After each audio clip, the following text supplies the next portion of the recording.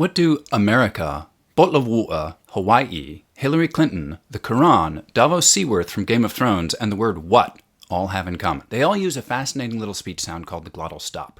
It's that little catch in the throat indicated by the apostrophe in some spellings of Hawaii and Quran. Hawaiian is full of glottal stops, as in this Hawaiian language dialogue from Jason Momoa in Chief of War. This is the same exact sound as in Cockney or Estuary, bottle of water, or Scottish, right, that's not a lot. Glottal stop is a speech action we perform right inside our voice boxes.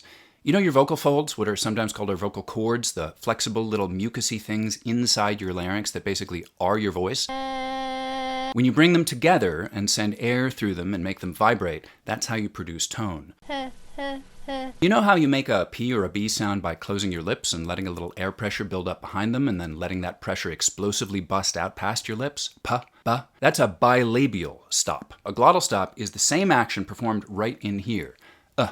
Uh-oh. There's two of them there. Uh-oh. We also use them before any word that starts with a vowel sound, like America. At least when we first start speaking. America.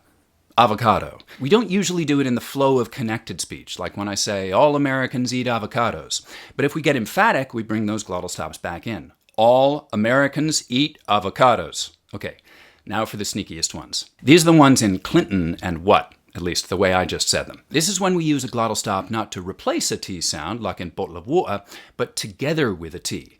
We call the first one glottal replacement and the second one glottal reinforcement. Glottal reinforcement is super duper common and a little harder to notice, but that's exactly what I'm doing when I say Clinton, mountain, button.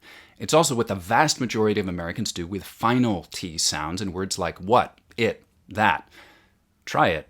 What's actually happening here is we're making the action of a T sound by bringing our tongue tips up to our gum ridges, but then doing a glottal stop right here in the larynx at the same time. Now that stops the flow of air and allows us to just release the T silently because the air pressure's gone. What? But you can still hear it because you hear the voicing suddenly stop. That's how you can tell the difference if you listen closely enough between American can and can't. Can't stops dead. Can't.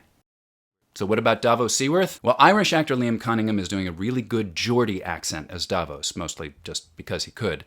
Geordie uses glottal reinforcement, just like American mountain and what, except for P's and K's as well, like in attacking and happy. Not attacking them, the other lords won't be happy. And also for two all over the place. Don't lose them to her. So keep your ears out for those glottal stops. We may not have a letter for them, but they are everywhere. They're in every English speaker's speech somewhere. So where are some other places you've noticed glottal stops?